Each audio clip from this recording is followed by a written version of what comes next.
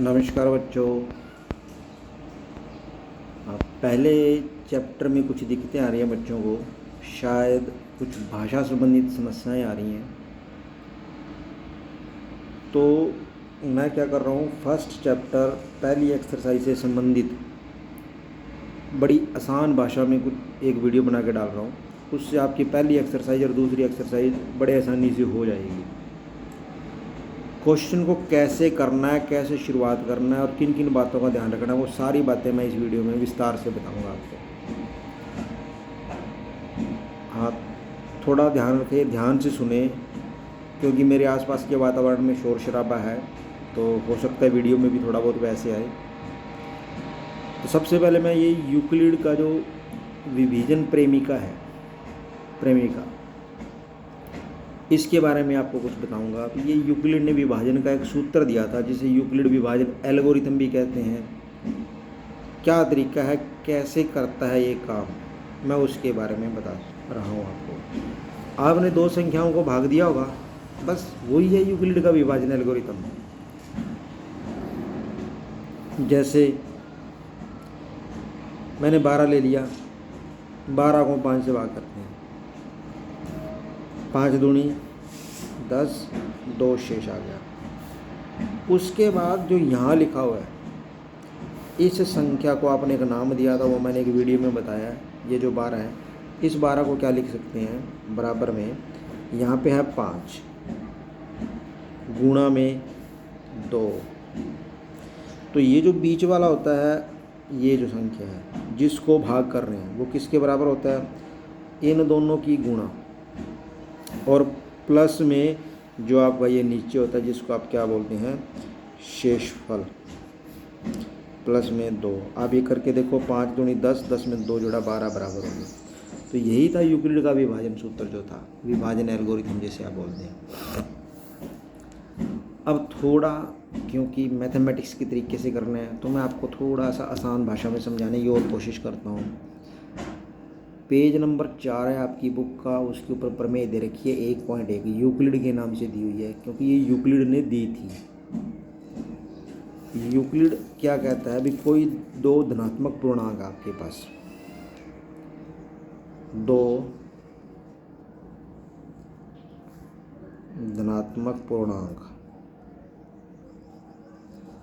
धनात्मक मतलब प्लस वाले, ए और बी हैं आपके पास। धनात्मक पूर्णांक यानी कि संख्याएं हैं दो प्लस वाली, बस ए और बी 2 नंबर आपको दे रखे हैं। अब कहता है, यदि आप ए को बी से भाग करेंगे, जब भी आप ए को बी से भाग करेंगे, तो आपके पास यहाँ पर इन दो के अतिरिक्त, ए और बी के अतिरिक्त कोई और 2 पूर्ण संख्याएं भी आएंगी।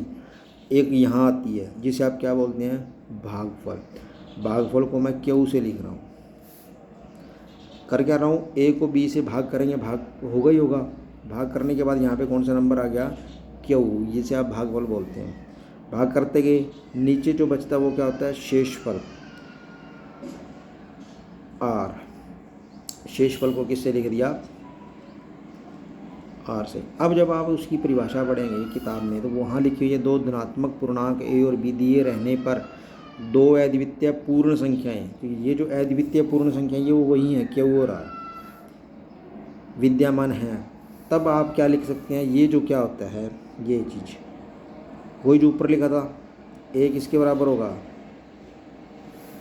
इन दोनों की गुणा के बराबर, इन दोनों की गुणा, बी गुणा में क्यू, और प्लस में क्या होगा, ए किसके बराबर होगा, इन दोनों की गुणा, बी गुणा में क्यू, और प्लस में क्या हो जाएगा, आर।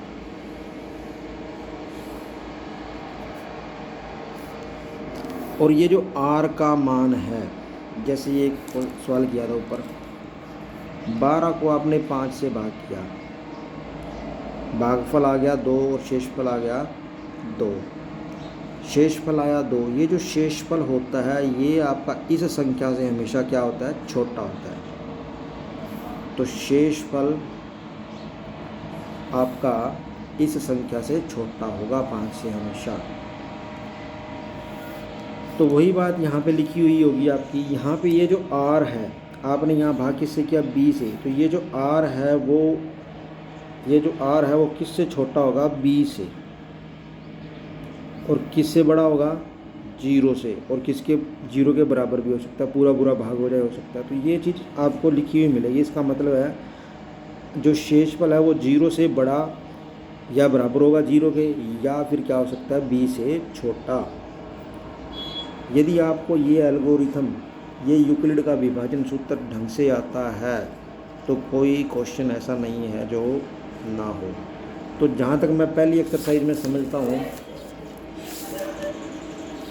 प्रश्नावली 1.1 में चौथे या पाँचवें क्वेश्चन में बच्चों को समस्या आ सकती है, उनको करने का तरीका मैं आपको बता रहा हूँ।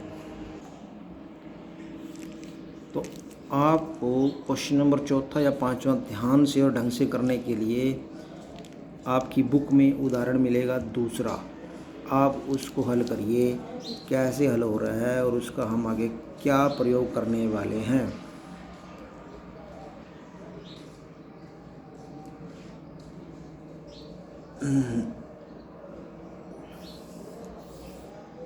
हाँ जी, उदाहरण दूसरा पढ़ते हैं।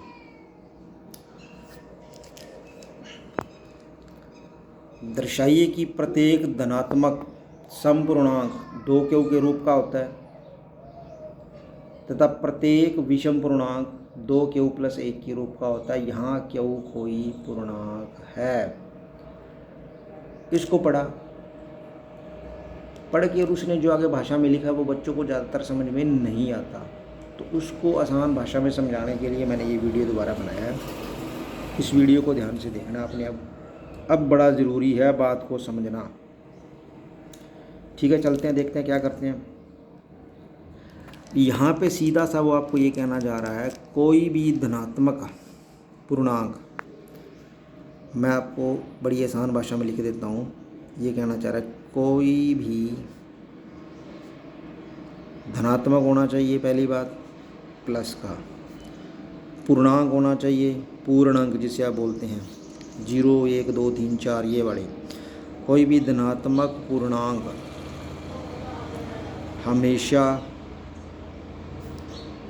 2 गुणा में क्यू, यानी कि 2 गुणा में क्यू के रूप में लिखा जा सकता है, या फिर 2 गुणा में क्यू और प्लस 1 के रूप में लिखा जाता है। 2 क्यू कोई भी आपकी पूर्ण संख्या यहाँ पे होगी, पूर्णांक होगा, क्यू कोई ना कोई, क्यू कोई नंबर होगा, पूर्णांक जिसे आप बोलते हैं। इस तरह से शक्ल आएगी जो भी आप नंबर मानेंगे धनात्मक पूर्णांक। अब देखते हैं कैसे। देखो, मैंने माना ए कोई धनात्मक पूर्णांक है। कौन सा?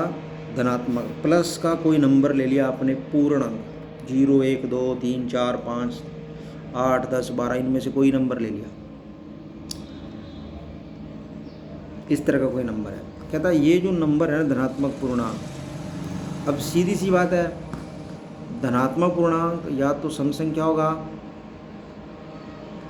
या विषम संख्या होगा। जब सम संख्या होगा तो उसकी शक्ल ऐसी होगी 2 गुणा में क्यू बड़ी, और जब विषम होगा तो उसकी शक्ल कैसी होगी, ए की 2 क्यू प्लस 1 की तरह से, यानी कि ए को या तो ये लिखा जाएगा या फिर ये लिखा जाएगा। अब मैं सीधे करके दिखाता हूँ। मैं क्या करता हूँ, ए को आपने बस यहीं से हिंट लेना है, यहाँ पे क्या लिखा हो 2, यहाँ पर भी क्या लिखा हो 2, ए को 2 से विभाजित कर दो, ए को 2 से मैं भाग कर रहा हूँ, समझे ना आपने इसको। ए को 2 से मैंने क्या कर दिया, भाग। आपको पता है जब भी किसी संख्या को किसी दूसरी संख्या से भाग करेंगे आप, ये भी पूर्णांक है, ये भी पूर्णांक है, भाग करो, आपको पता है हमेशा 2 संख्याएं और आएंगी, एक भागफल के रूप में, भागफल को मैं क्या मान रहा हूँ, क्यू, और एक क्या आएगी, शेषफल। ये 2 चीज़ें आएंगी। ए को भाग कर दो 2 से। भाग करना नहीं है, सिर्फ समझने के लिए मैंने इसकी शक्ल ऐसे बनाई। ए को 2 से भाग किया तो एक तो बन जाएगा आपके पास भागफल और एक क्या बन जाएगा, शेषफल। तो फिर मैंने आपको विभाजन सूत्र से लिखना सिखाया अभी। ए किसके बराबर होगा, इन दोनों की गुणा कर दी मैंने। ए बराबर में क्या होगा, 2 गुणा में क्यू और प्लस में क्या बन जाएगा, आर। ए बराबर क्या होगा, 2 क्यू प्लस आर। अब उसके बाद मैंने आर के ऊपर कुछ नियम बनाया था। आप देखो भाग कर रहे हैं 2 से, तो आर का मान क्या होगा, 2 से जिससे भाग करते हैं उससे तो छोटा होता है शेषफल हमेशा। तो इसका मतलब आर का मान या तो क्या रहा होगा, 0 या फिर क्या होगा, 1। 2 हो नहीं सकता बराबर, माइनस में होता नहीं है शेषफल। तो आर का मान क्या रहेगा, यहाँ पर आर का मान क्या होगा, 0 या फिर 1। तो जब हम हमारे पास ये नियम तो है ही, जब हमने आर को 0 लिया तो इसका मान क्या बन गया, ए बराबर क्या बन गया, 2 क्यू प्लस 0, यानी कि ए बराबर 2 क्यू बन गया। और 2 गुणा में कोई भी संख्या लिखा हो तो हमेशा वो क्या होता है, सम। तो यदि ए आपकी सम संख्या है तो वो इस तरह से लिखी जाएगी 2 क्यू के रूप में। वही मैं कह रहा था, वो 2 क्यू के रूप में लिखी जाएगी। अब दूसरे की बात कर लेते हैं। जब आर बराबर 1 हो गया तब ए बराबर, यहाँ देखो 2 क्यू प्लस 1। तो देखो आप, एक ऐसा आ गया, 2 क्यू, ये हो गया सम। सम में जैसे ही 1 जोड़ेंगे तो अगला नंबर क्या होता है, विषम।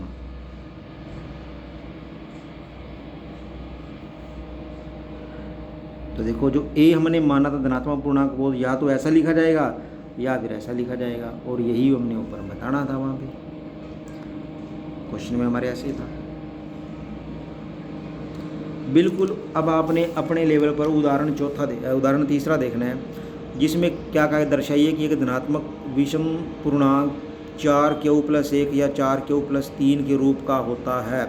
कौन सा, विषम, 4 क्यू प्लस 1, 4 क्यू प्लस 3। तो आपने सवाल की शुरुआत कैसे करनी है, आपने कोई धनात्मक पूर्णांक मान लेना है। जैसे मैंने ए माना था क्वेश्चन में, आपने भी ए मान लिया, इसने वैसे ए लिया हुआ है। ए मानकर वहाँ पे मैं किससे भाग कर रहा था, 2 से, और यहाँ पर देखो इस क्वेश्चन में क्या है, 4। तो आप किससे भाग करेंगे, 4 से, और वैसे ही क्यू और आर लिखेंगे। अब क्योंकि 4 से भाग हो रहा है तो शेषफल 4 से छोटा होगा। 4 से छोटे अक्षर 0 से शुरू कर दो। आर का मान क्या होगा, 0 भी संभव है, 1 भी संभव है, 2 भी संभव है और 3 भी संभव है। और उसको फिर ध्यान से देखिए, उनमें 2 संख्याएं जो होंगी, 4 क्यू प्लस 1 और 4 क्यू प्लस 3 जो बनेंगी, वो दोनों कौन सी होंगी, विषम संख्याएं होंगी। बड़े ध्यान से देखो, गौर से देखो और करिए आप इन्हें, बड़े आसान है, कोई दिक्कत की बात नहीं। एक बार बस दिमाग में बिठाना है भी ऐसे क्वेश्चन होता है। चलिए मैं इस वीडियो का एंड कर रहा हूँ। दूसरा वीडियो मैं आगे क्वेश्चन को हल करता हुआ एक और देता हूँ थोड़ी देर में।